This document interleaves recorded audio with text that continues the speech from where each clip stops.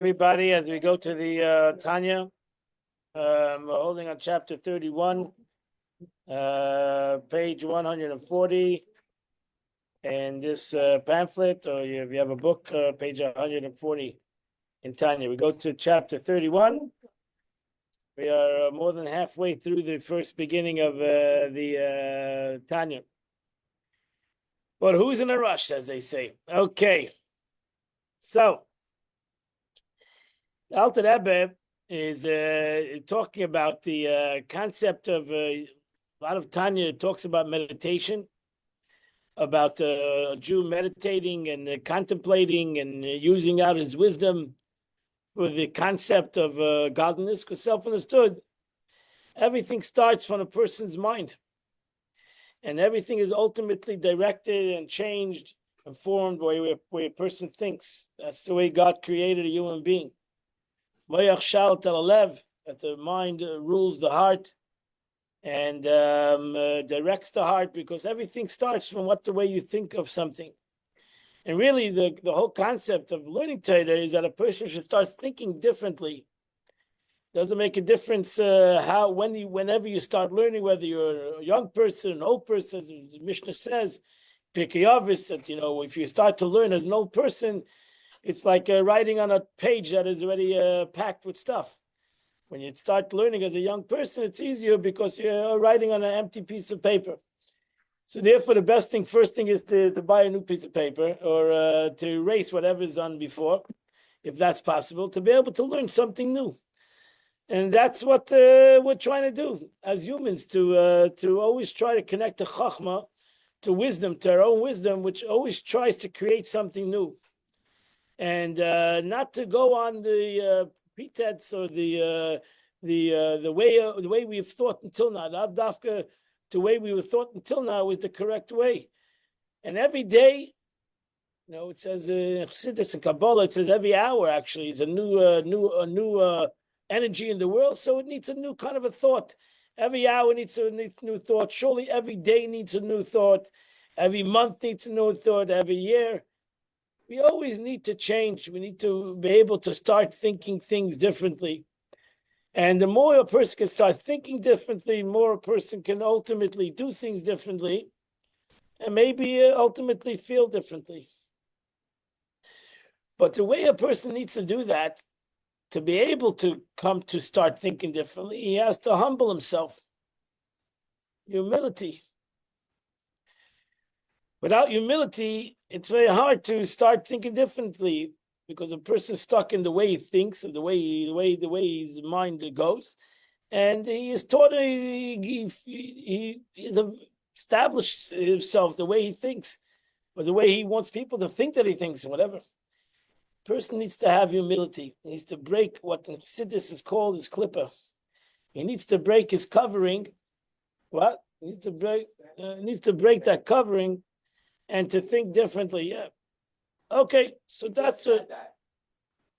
So, and therefore, the Alter Rebbe is going to say that's why one of the biggest problems that humans have is atzvus, is depression, sadness. And that's a klippa. That's a klippa that needs to be broken. That's a covering that needs to be broken. Because he decided, or she decided, that she needs to be sad.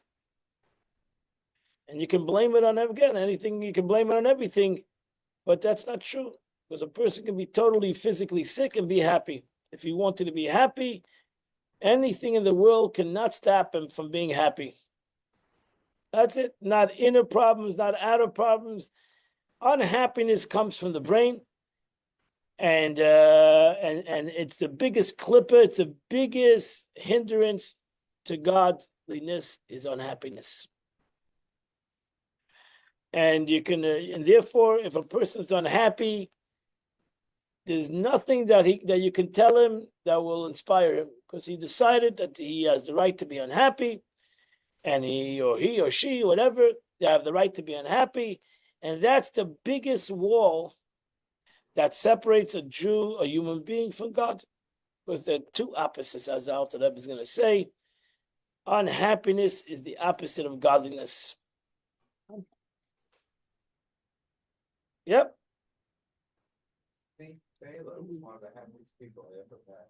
Yep.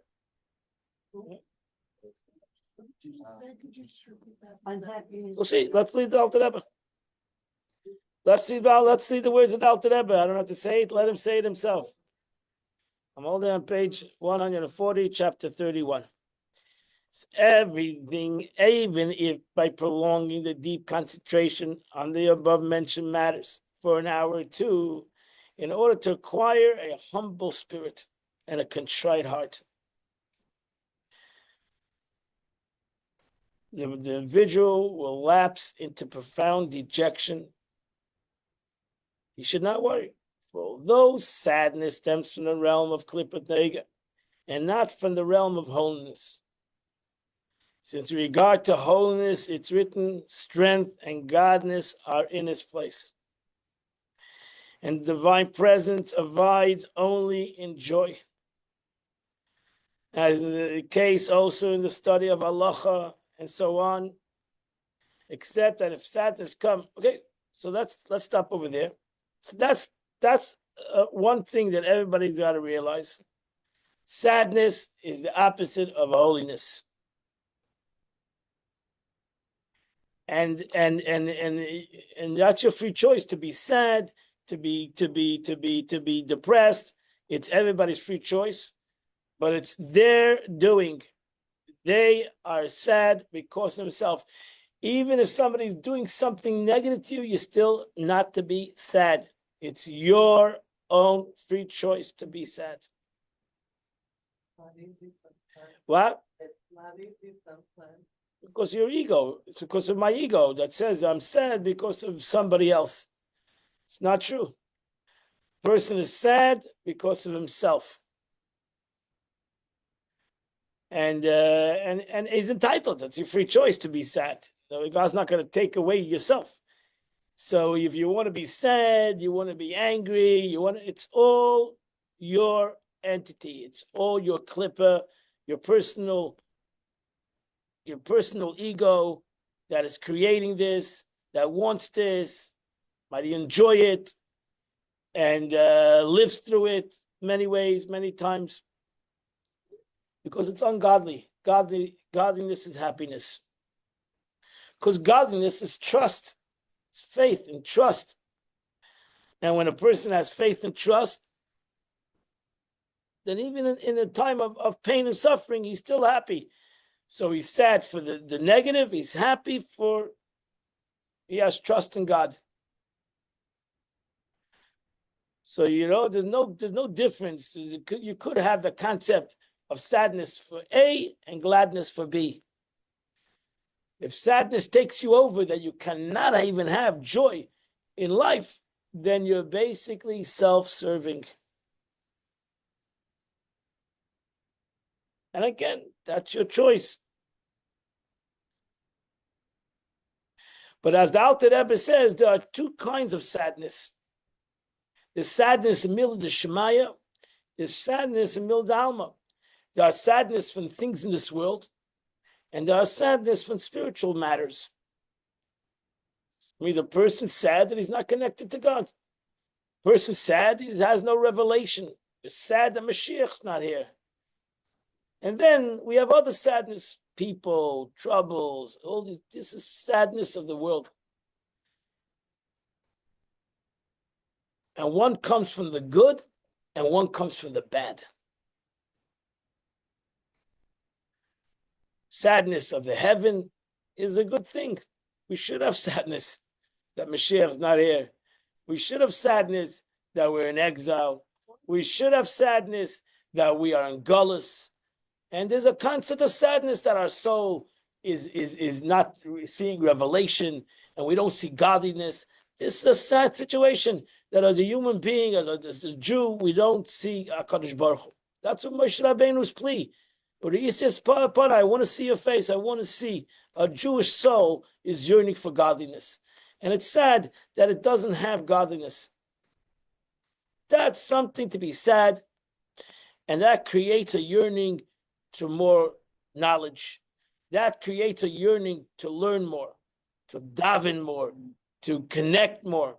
That sadness that sadness doesn't make you depressed. That sadness pushes you to daven, to cry out to God. We want Mashiach now. We want revelation now. We want goodness now. And we should always be sad that why is there not more good in the world? Then you have sadness of mil alma, sadness of sickness, sadness of money, sadness of family, sadness of friends, sadness and sadness and sadness and sadness. And that is ra. That's something you need to get rid of. That is something a person needs to realize. That's nothing godly in the sadness. It's a lack of my faith. It's a total concept of my ego, that somebody else can affect me, or even the physical things in the world can affect me. And I basically lose my soul. Basically loss of soul. Loss of soul. One sadness is gain of soul. One sadness is loss of soul.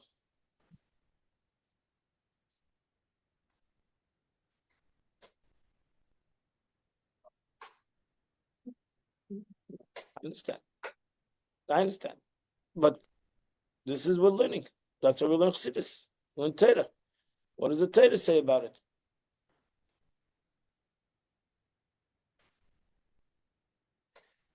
So that's what a person needs to work on. And that's more important in a way than the sadness of, because that's really what we truly have sadness in. Halavai, we had sadness that our soul is not connected to God. I never met the last person who cried to me on that. Halavai, Alter Rebbe would say, people come to me in problems of the world. They should come to me the problems of the soul. That's really what I'm not a doctor of the world. I'm a doctor of the soul. So most people are coming to kvetch to me. They have no panasa. They have no, what am I, a lawyer? Or they have family issues. What am I, a doctor? I'm a doctor of the soul. Come to me, cry to me about your lack of service, your lack of a connection to God. I'll help you out. That's my job. That's what I need to be. That's what I came to the world for. Even Moshe Rabbeinu cries out to God. My only boss, the Jewish people come to me about flesh. They come to me about meat. Where the butcher shop closed. What am I, a butcher? I'm going to open up another company. Well, my only boss, what am I? I'm a godly entity. You want to come to me and talk to me about godly things? Come to me, talk to me about godly things. You want to come to me, talk to me about your struggle with God? I can. But the Abish says no. The truth is, every struggle of a Jew is a godly struggle. Every struggle of a Jew. What's the problem? Why is he struggling in his physical world? Because his disconnection to godliness. He doesn't believe in God. And that's why it's a bigger struggle in the matters of the world. His real struggle is God. Maybe if you'll teach a Jew how to believe in God, he wouldn't have struggles with God, and he wouldn't have struggles with the world either. That's it. You can't. I told you many times. You can't teach that to a Jew. A Jew has to teach it himself. He has to learn himself. I'm not Moshe Rabbeinu. Moshe Rabbeinu is called the Raya Mehemni. He was that's a tzaddik comes to the world to inspire people to inspire people to believe. Alter Rebbe, that's what we learn Tanya. We learn Tanya, and we hear the expressions of Alter Rebbe. Sometimes it's very sharp and absorbing, because the Alter Rebbe is here to shock you into belief of God. Sometimes he tells you you're not believing. Sometimes that's hard to believe that. It's hard to hear that. You're not believing in HaKadosh Baruch Hu. That's it. You have a very limited belief in God, like an amateur belief. It's time to work on us to work on our picking up our belief in HaKadosh Baruch Hu, to picking up our belief in God, to picking up our trust in God. Maybe time to us to learn that, time to us to get better. That's why we need to contemplate it. We need to meditate on it maybe a little bit. We can't expect it to happen. Somebody's not going to put a chip in us, and that's going to create a belief in God. We need to learn. We need to meditate. We need to contemplate. We need to think about it. People think about what lunch is going to be more than they think about God. So that's like they're worried what's going to be for lunch. They should sit down for an hour and start making menus. What's going to be? What's my relation with HaKadosh Baruch Hu? What's my relation with God? But the master key is that, as Alter Rebbe says, the concept of joy. Once you know you don't have joy, you know you're already far from God. Once you don't have joy in life, you know you're far from God. you know you're far from God. That's already a sign.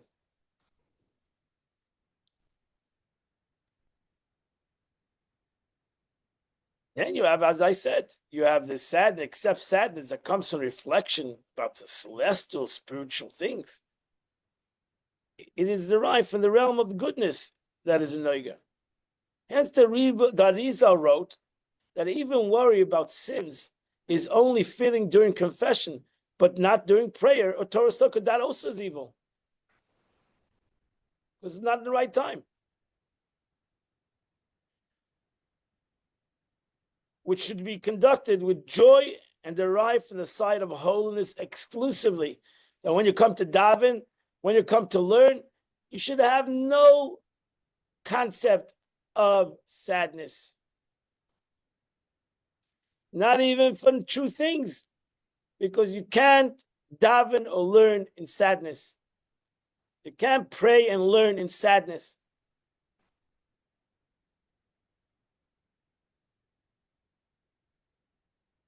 That's like some people, you see some people at a wedding being sad. That doesn't make sense.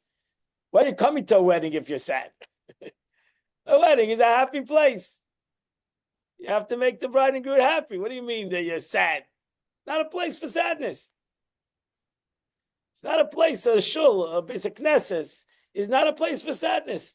It's not a place for strife. It's not a place for sadness. It's not a place. It's the opposite of that, total opposite of that. And therefore, total comes from evil.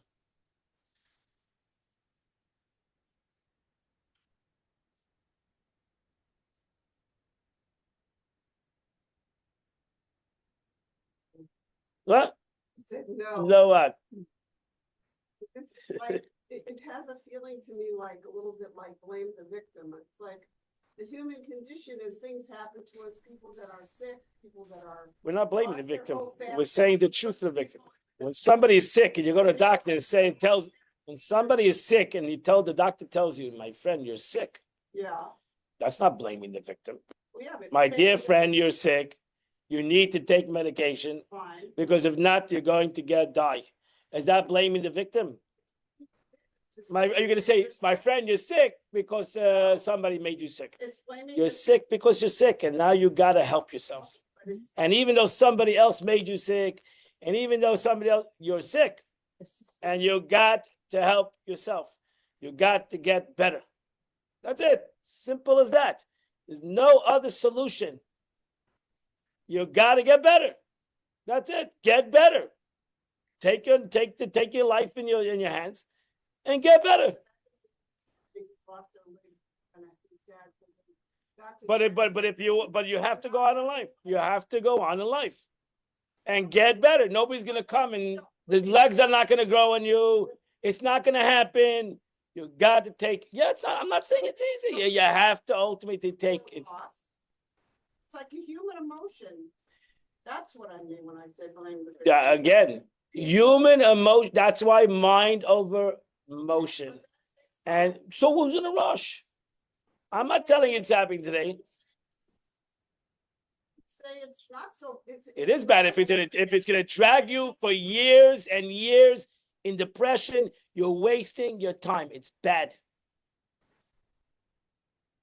That's it. If it takes you a week or two, if it takes you years and years upon years in depression, you're wasting. You're wasting.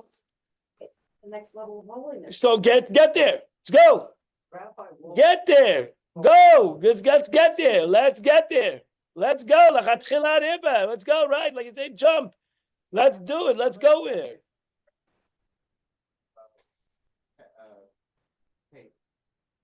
They do quickly because you want to say so. You have to. So it's not the.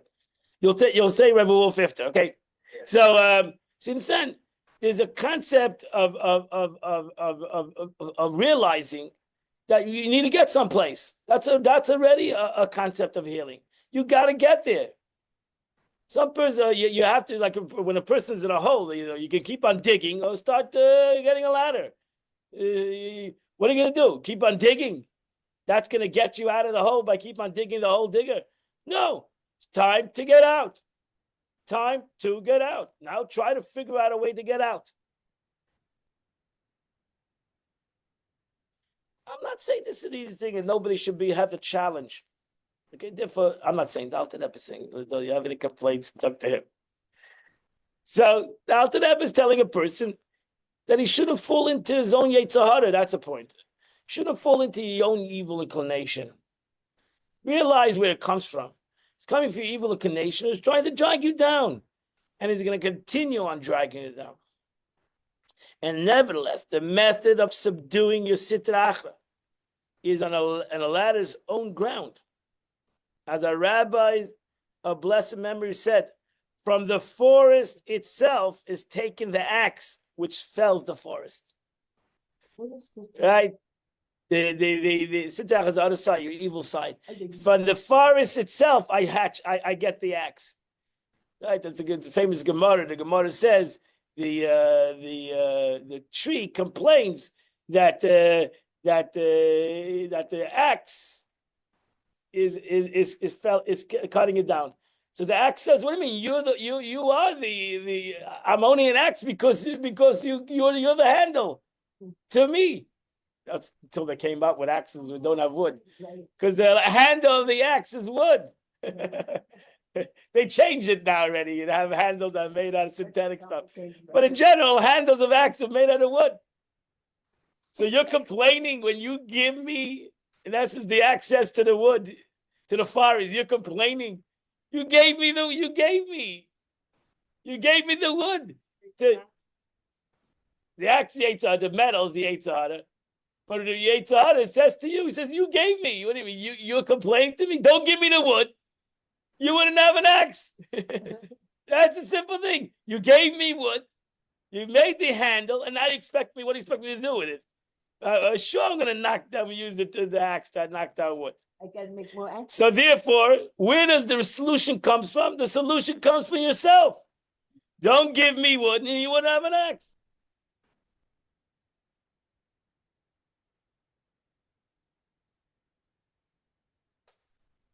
And he met his equal. With regard to this, it's written, every sadness there is profit. You have to find the profit in the sadness. If you cannot find the profit, has no value. Then you're wasting your time. If there's profit in the sadness, then it's a value. No person, especially no Jews, doesn't do something without profit. There has to be a gain. There's got to be a gain. What's the gain? You have to evaluate the gain. And this sadness is the profit, is the joy that follows sadness. As we'll explain later. That question is, can we bring about from this sadness joy? If this sadness brings out joy, you have a value in this sadness. If the sadness doesn't bring out joy, then what is the value in this sadness? It has no value. It's not only doesn't have value, it has counter value. We got to see if you have to evaluate the value. Is there a value in this sadness? If there's no value in the sadness, so what am I gaining? I'm wasting my time. I wake up after a couple of years, realize that I wasted a couple of years of my life. And nothing was gained. Everything was lost. That'll make you sad. What? That will make you sad. But hopefully that sadness will say, okay, enough is enough. Enough is enough. It's time to seek out the good. It's time to find the good. It's time to get out of this. The time has come. Saying that there's no mood. What? Is there no such thing as mood? Yeah, but the mood has to be the outcome of the mood. What is the purpose of this mood? I have a negative mood, so hopefully it's going to inspire me to realize I'm wasting my time and I got to show, I think I have to break through this mood. Then it's a positive thing. But if the mood continues in this mood for, I don't know, for who knows how much time, that I cannot get out of this, what is the value? It's valueless. It's a waste of time. There's no gain out of this. You know, when two people have a fight or a couple has a fight, the Gemara says no good marriage without a fight. So you have to have a fight. Because hopefully the fight brings out something more. You realize after the fight how stupid this thing is. and we really love each other, and therefore it creates hopefully a better bond. If there's no resolution to the fight, that's not a good situation. The fight continues, that's negative, that is evil, and there's no gain, only negativity. There has to be fights. Humans need to fight. Sadness. There has to be sadness. Sadness that brings to joy.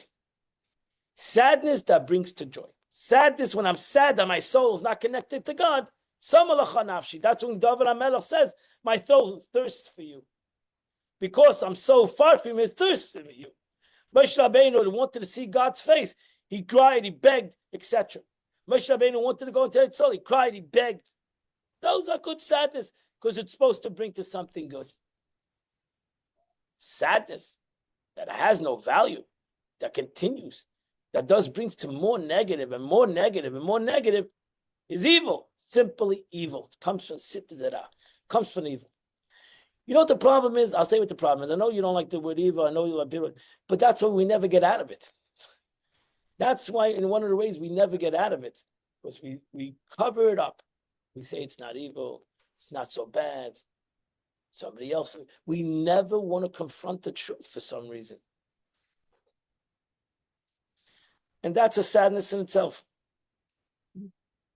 That people are not willing to look in the mirror and say, enough is enough. I'm not a good person for whatever reason, and I need to break this evil. It's hurting me. It's hurting myself. It's hurting others. It's evil. It's got to stop. It's got to stop. Sometimes evil got to stop cold turkey. Now they call that cold turkey? I don't know where they got the name from. So cold turkey, that's enough is enough. Stop. That's it. That's it. Finished. What happened, happened. It's over. Starting anew, we're starting a beginning. That's what needs to be done. That's a contrite heart. That's tshuva. Tshuva is a contrite heart. Charata ala'ava, Kabbalah teva al-haba.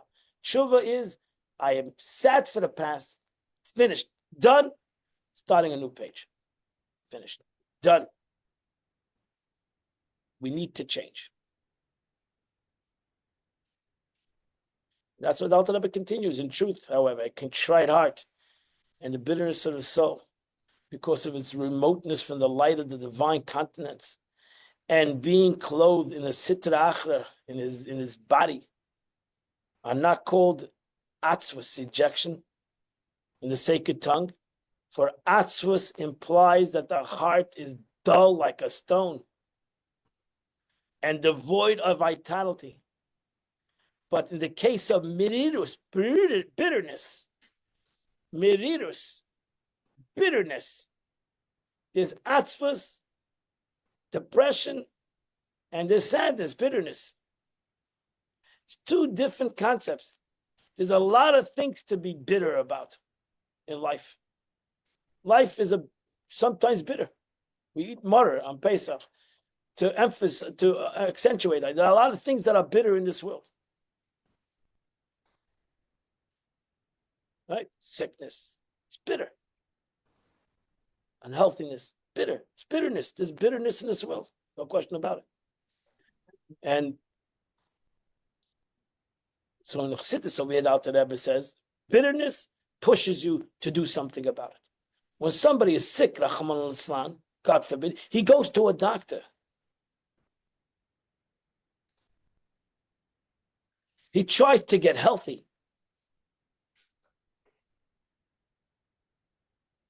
Right? He takes a pill or whatever he got to do. Nobody wants a headache.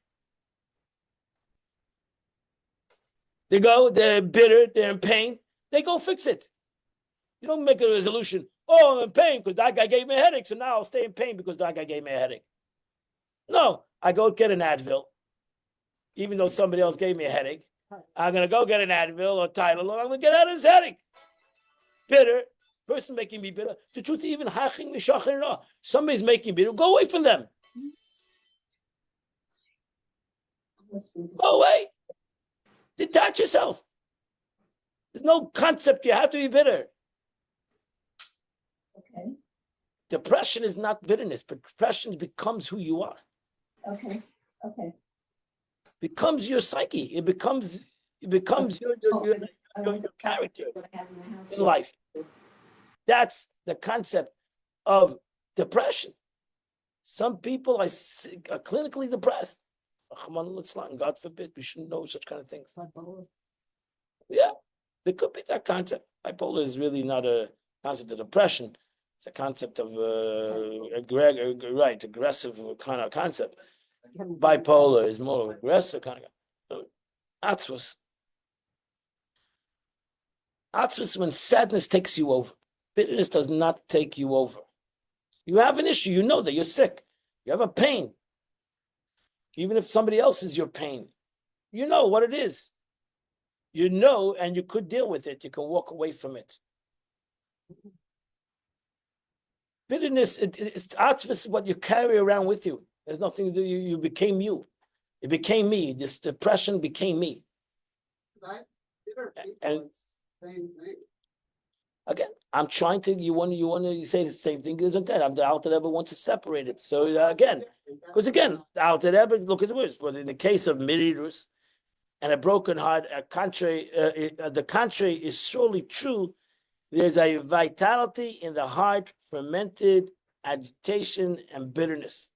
Except that this vitality stems from the attribute of holy gevurah, severity, where joy comes from the attribute of chesed. So there are bitterness in the world, there are troubles in the world, and these troubles can even be in myself, gevurah. I have gevurah, severity in my existence. I look at things in a critical way, but it's really not me. It's the gevurah that's by me. It's the severity that is giving me this concept. It's not me. I know it's not me. Because I know I'm a good person. I know I'm a happy person. But for some reason, there are things that are pushing on me to be aggressive, to be evil, to do evil things, to have evil thoughts. But I know the difference because it's not me. I am not a depressed person. Things give me depression. I'm not a depressed person. But I'm simply, for some reason, when these things come into my existence, when these people come into my existence, when these things come into when sickness, God forbid, comes into my realm of life, it creates this bitterness. And now I need to have hamtakas hagvuris. I need a sweetening of this severity. I need to sweeten the severity because the bitterness is not me. It's coming from the outside. And I'm really a good person.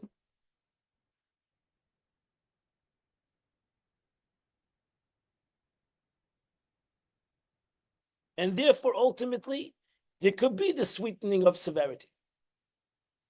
I can slowly become less sad. Might take time, but I can come less sad. The Rambam writes, says you have to fake it, maybe. Go 180 degrees, act happy in everything in life, make believe like everything is wonderful, and then you'll come back to a little bit middle way. You come back in the middle. But maybe you have to go the other way, 180 degrees the other way. Because you are 180 degrees the other way. You are a happy, wonderful person. The proof is that there's many times in your life, majority, hopefully the day you are happy.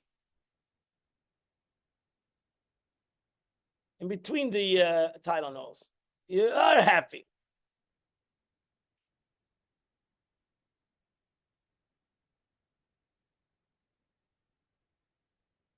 You see people, and this is, majority of people, because I visit a lot of sick people. It's my life. And a majority of people, they are pushing through their pain. They're troopers, right? They are in pain. But as they tell me, it's not going to define me. My pain will not define me.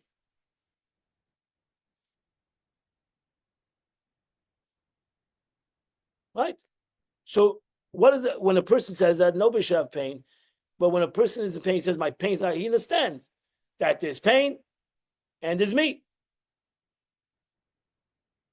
I can let the pain define me,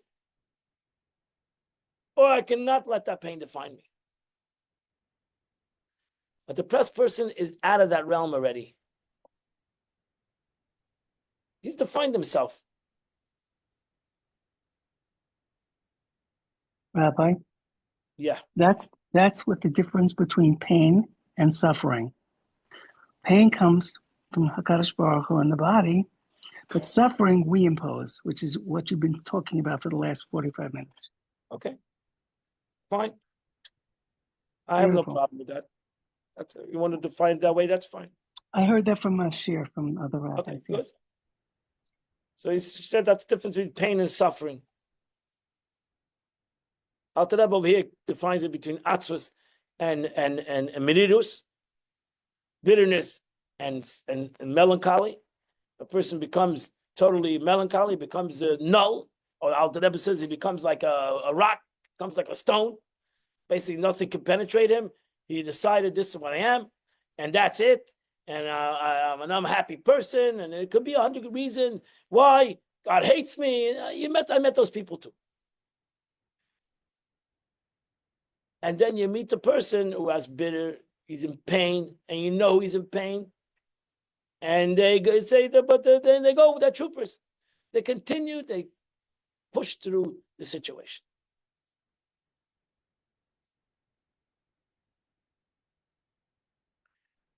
And when they do that, it's good for them, it's good for everybody. Right? Because Baruch Hashem, right? You don't want the person to be in pain, God forbid.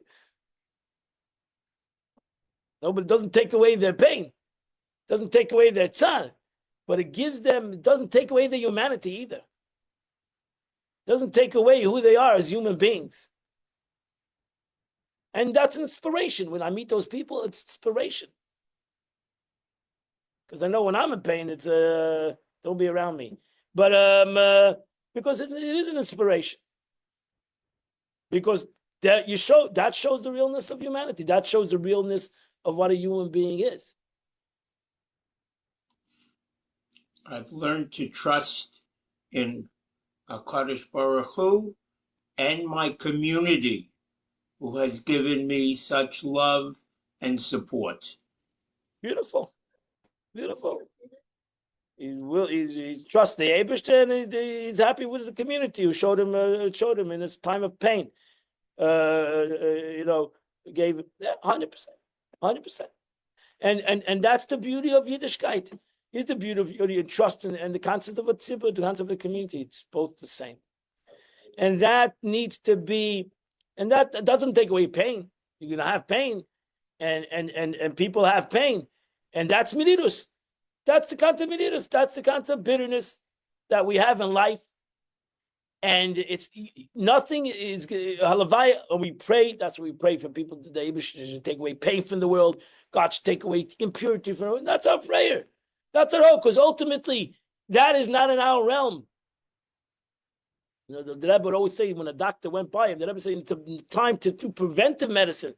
We needed to prevent medicine, prevent sickness instead of medicine is to fight sickness. How do we create something that gets people not to be sick? Whatever. But seemingly that's in the realm of HaKadosh Baruch Hu. It's going to come about with eradicating this thing in the world. Until then, there's mirirus. That's part of life. There's mirirus. There's bitterness in this world. But bitterness is not there to close you down, chas v'shalom. Bitterness was not there to like the Rebbe said last night. I was watching a sikha of the Rebbe over here in the shul. The Rebbe says, well, the expression "sheshver zayin ayid." There was an expression the Jews that came from Poland.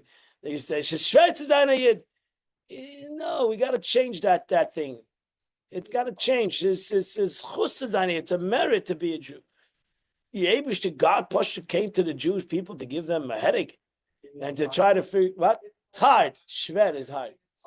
Shver, it's hard to be a Jew. Shver, it's hard to be a Jew. And that became like in Yiddish, that became like expression. Ultimately, that's why the kids and the grandkids dropped Yiddish guy, because Shver, they heard the grandfather saying, oh, Shver, it's so hard, it's so difficult. So who wants to have difficulties? But the Eibishter, God came to give a Shverkeit. God came to make things hard. Think what the Eibishter came, all these sicknesses in the world. What did the Eibishter want with all these sicknesses in the world? I don't know. It's above my pay grade. But God, but I know one thing: God doesn't want that our sickness should define us.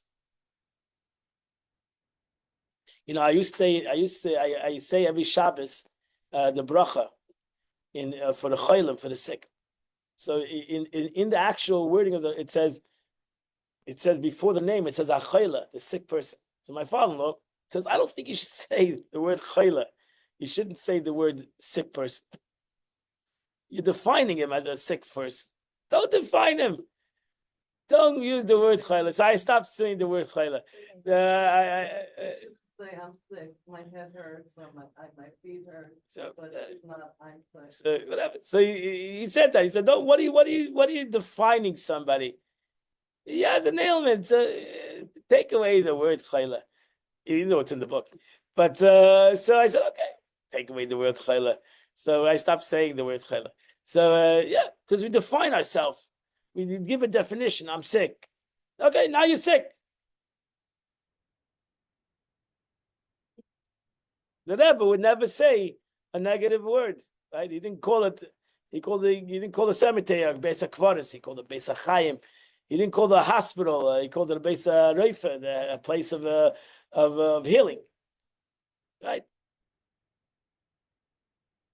You have to. Sometimes wording is important. Sometimes the way we word, the way we, especially wording to each other, self-understood. It's those definitions that we get stuck on, or sometimes creates a negative. The truth is, that's why you're right with evil in a way. I'm not going to argue with you. I try to stick away from the word evil. I'm not arguing with you. Because it is. When you say a person's evil, automatically, creates, okay, I'm evil, so have a good day. What do you want from my life? I'm an evil person. So thus, it is sometimes necessary to awaken the attribute of the holy Gevurus. See, that's why. There's nothing wrong in being contrite. There's nothing wrong in sadness. There's nothing wrong in bitterness. Is it bitterness or anguish? Anguish. Anguish. Okay, fine. No, it's You like that word? bitterness. Look at you. Okay. I hear. I have no problem Yeah. with the word anguish. However you want to use the word gevura, severity, in order to elaborate, to strengthen the judgments arising from that, you have to, because the animal soul understands those words. Your animal soul understands these kind of words. Your godly soul understands spirituality. Anything that's the opposite of good and happiness and joy, to him it's a negative way. Gevura, severity. What does severity have to do in the realm of holiness? So there's nothing svir. The whole Torah by the godly soul is a sweet aroma. Reich nechayach, it's a sweet aroma. Now suddenly you're coming me with words of gevura, severity, and judgment. Where does judgment and severity have to do with your godly soul? Doesn't know those words. Doesn't comprehend the words. He only comprehends it because he needs to talk to my animal soul. Because your animal soul understands these words. He understands what means severe. He understands what it means punishment. He understands these words. These words speak to him. He understands good and bad and fight and strife. He understands even the gain out of it. Trust me, the Gemara says a person doesn't do a sin unless he gains something from it. Nobody, unless you're brainless, nobody does something that he doesn't gain from it, right? So you eat all this fatty food and enjoy it, right? Even though you're not thinking about the future, it's going to give you high cholesterol.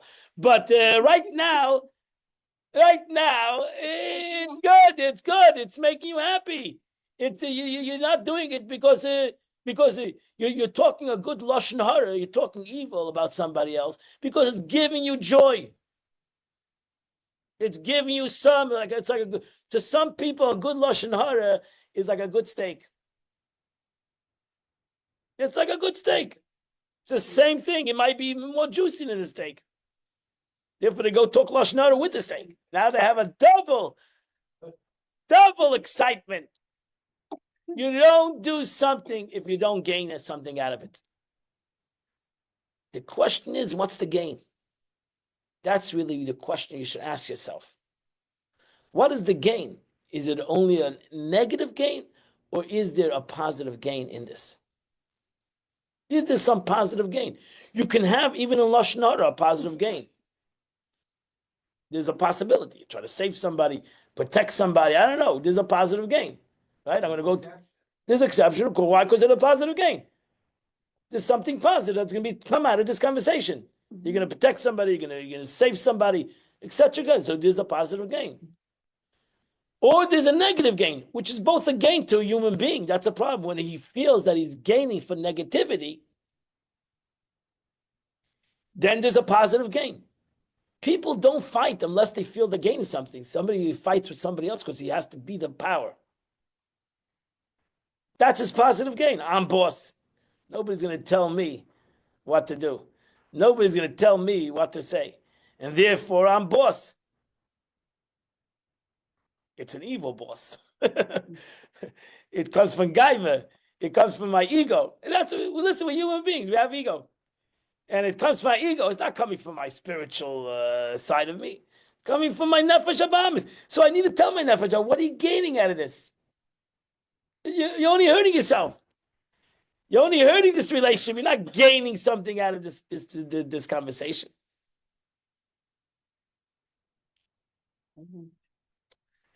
And that's the way you need to sweeten your severity.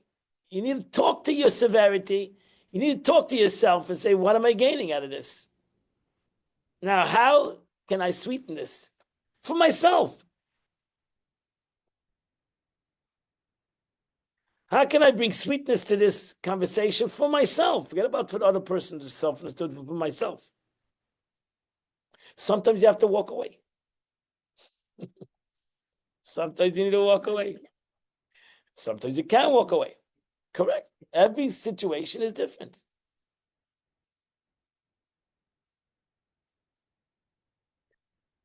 Don't bring heaven for fen over man. That's the problem. When stern judgment takes over you,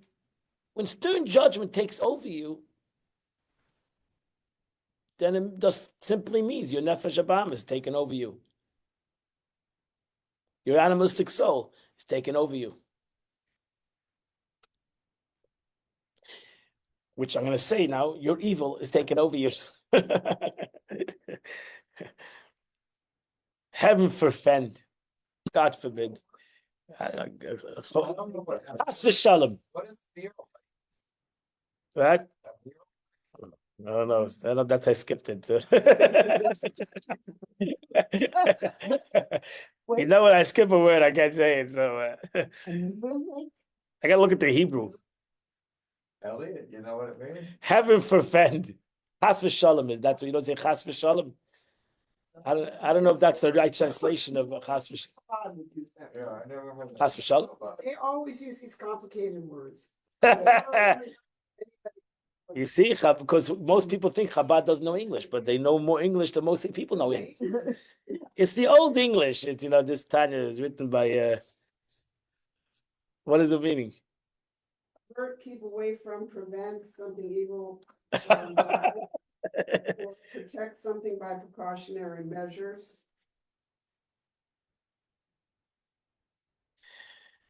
Okay.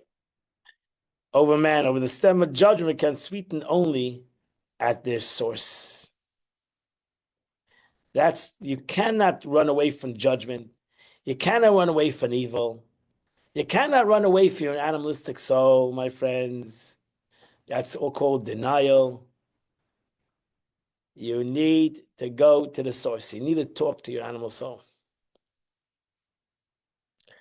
You need to sit down and have a conversation with it. That's the only way you're going to talk to it. You need to start taking away the wood. No, you need to talk to it. And that is what it says. The Alter Rebbe writes, therefore the rabbis of blessed memory said, a person should always arouse his good impulse, the good impulse. That is, that whenever he perceives in his soul that he is in need of it, that you need to awaken up your godly soul and to go out against your animal soul. How do you do that? I want seconds. Now what do I do? Again, I want candy bar. Now what do I do? I need. I have to tell myself that's not a good thing. This candy bar. There's no gain out of it. There's no gain out of it. There's no gain out of it. It's the sweetness is not true. There's a little gain. There's a little gain. What? There's a little gain. It's not true. Don't defend the candy bar. Says the mission Pisha says it this way: you should evaluate the gain over its loss. Over its loss. Evaluate the gain over its loss. You're right, there is a gain. You wouldn't do it if it's not a gain. But what is the loss? What is the loss? The loss might be bigger than the whole gain. Right? So the little pleasure that you're having for you're the winner, but you win the battle, you lose the war. So what is the value? That's the basis of the. It's a valueless. It's not. There's no value to it. There's no value. Yeah, right. It's the base of addiction, right? Correct. That basically, the little gain you're going to gain. I know you're going to gain this little gain, this rush, but what's the loss? What is the loss? The loss is too great. The problem is in your mind, the gain is bigger than the loss. For whatever reason, you're fooling yourself in your mind to think that your gain is greater than your loss, even though you know that it's not true. You know that it's not true. But you're not, because the problem is you gotta attack the gain. That's your problem. The problem is you're always thinking about the loss. You gotta attack the gain. Is it a real gain? Right? You think this gain is so great. Is it real? Is this gain real? In the moment, so you have to again realize, is this moment real? Is there a gain in this moment? You got, and I cannot, nobody can convince you. You have to convince yourself that this gain is not a gain. Forget about the loss. Because seemingly that's not like overpowering you. That loss is not as big as the gain you're gaining. You got to go to the source. What is the gain? And realize the gain is the loss itself. Your real loss is the gain. That's so perfect. Meaning that the negative that you're doing is the real loss. It's not what happens later. That's why schar aveda, the greatest loss is the aveda, not what the repercussions of the sin is. That moment of gain is the biggest loss that you could ever have. Because everything negative is going to come out of it.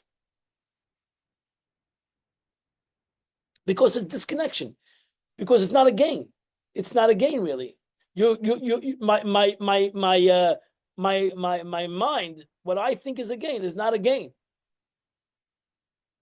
So really, I have to change my mind to stop thinking what is not a gain is a gain, which is not an easy thing.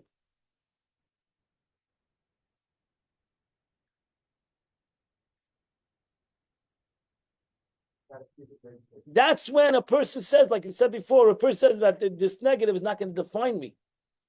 That's when a person realizes that whatever negative is happening to him, there's no gain. There's no gain. Sickness and all this shouldn't be sickness in the world and whatever. That's the Eibishter's Reifach Chobasa. I don't know. The gain. But there should not be sickness in the world. We should eradicate it. Yeah. Should not be sickness in the world and finished. Okay. That's why do we need sickness in the world? It's just a terrible thing. But the Eibishter runs the world. The Eibishter should eradicate sickness in the world. That should be the wish of every person, that the Eibush God should eradicate sickness from the world. But the person realizes, and many people do realize that they're not going to take up, not that the sickness is not going to define them, is a gain, so to say. Understand? It is a gain in their life. And it's an inspiration to, that's why it's an inspiration if you meet those people, and when they tell you that it's inspiration to you, why? Because then you realize that the person has been put to the challenge, and he realizes that it's not going to define him, and it's not going to make them who they are, and even in their pain, they're going to continue to live a productive life. And chas v'sholom, not to bring it down, But the sadness is that we cannot do that sometimes in other kind of sicknesses. When it's the sickness of the mind, it's much harder than to do with the chas v'sholom or the sickness, whatever the Eibishter gives a person a sickness. But to be able to do when a person feels to begin with, he's like he's an atzvus, he's like a stone. How do you get through to such a person to begin with? His mind is like a stone. So now how do you explain what they say is not going to find you? It didn't find him already. It find him already. It has brought him down already. That's why. That's something. It's not. That's something that the person has to push it, walk away from. Atzvus, he has to push it, walk away. That's where you have to really maybe follow the Rambam, go 180 way, fake it. You've got to break it. It's got to be broken.